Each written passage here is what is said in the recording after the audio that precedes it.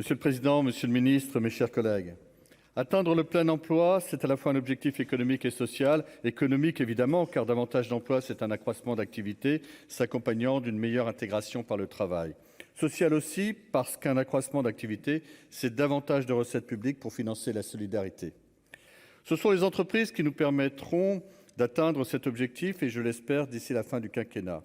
Il n'y a pas d'emploi durable que la création de valeur ajoutée. C'est d'abord sur les entrepreneurs et les travailleurs que nous comptons pour y parvenir. Mais la puissance publique peut et doit aider à atteindre le plein emploi, notamment en facilitant l'intégration des publics les plus éloignés du marché du travail. Ces leviers d'action se trouvent dans la mission que nous examinons aujourd'hui. Les crédits de la mission Travail et emploi dépassent cette année les 20 milliards d'euros. Ils augmentent de près de 29% par rapport à la loi de finances initiale et c'est bien sûr considérable. Mais cette hausse appelle plusieurs remarques. La première, c'est l'effort de sincérité budgétaire du gouvernement. En effet, les crédits inscrits dans cette mission pour 2023 sont largement supérieurs à ceux inscrits à la loi de finances initiale pour 2022, mais pour autant, ils sont nettement inférieurs à ceux finalement débloqués en 2022 après les deux projets de loi de finances rectificative. C'est pourquoi si, et seulement si, en cours d'année, les crédits de la mission ne sont pas significativement augmentés par la voie d'un projet de loi de finances rectificative, alors le gouvernement aura finalement maîtrisé la dépense associée. La deuxième remarque répond à des interrogations exprimées par plusieurs de nos collègues. En effet, alors que la vocation des politiques budgétées dans cette mission est de stimuler l'emploi, on pourrait penser que les crédits sont amenés à diminuer lorsque la situation du marché du travail s'améliore. Mais la situation n'est pas si évidente.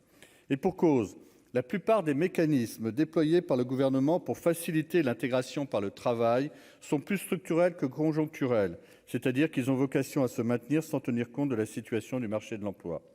Cela m'amène à ma troisième et dernière remarque qui concerne l'apprentissage.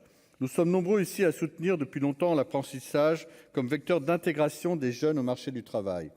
Le gouvernement a mis les bouchées doubles pour encourager les entreprises à embaucher des jeunes. Et les résultats sont nets. Le nombre d'entrées en apprentissage a doublé entre 2019 et 2021, passant de 370 000 à 740 000 jeunes.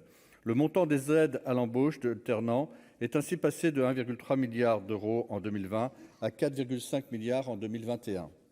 Sur ce point, je partage l'analyse de notre rapporteur spécial, Emmanuel Capus, dont je tiens à saluer le travail. Il faut à la fois reconnaître le succès de l'apprentissage et poser la question de l'efficacité de la dépense publique.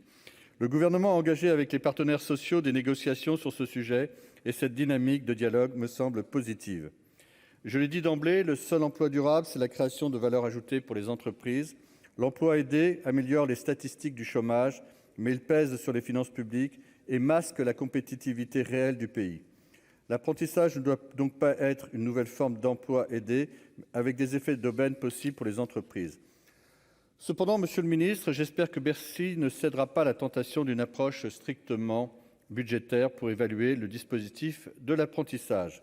Beaucoup d'effets positifs, notamment au plan de la cohésion sociale et de l'éducation des jeunes, n'apparaîtront jamais dans les comptes, mais sont extrêmement précieux. Je souhaiterais enfin ajouter un mot sur les mécanismes de soutien aux entreprises adaptées.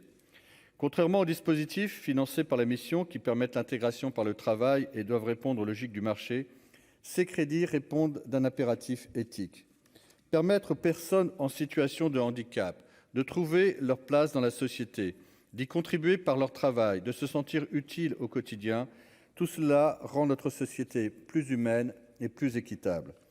C'est pourquoi je tiens à saluer l'augmentation des dotations en faveur de l'emploi des personnes handicapées à hauteur de 467 millions d'euros, soit une progression de près de 9% par rapport à 2022. Ces aides seront complétées, comme l'an dernier, par une contribution de l'AGEFIP de 50 millions d'euros. Notre groupe votera les crédits de cette mission sous réserve de l'adoption des amendements proposés par nos rapporteurs spéciaux. Merci de votre attention. Merci. La parole est ensuite à Madame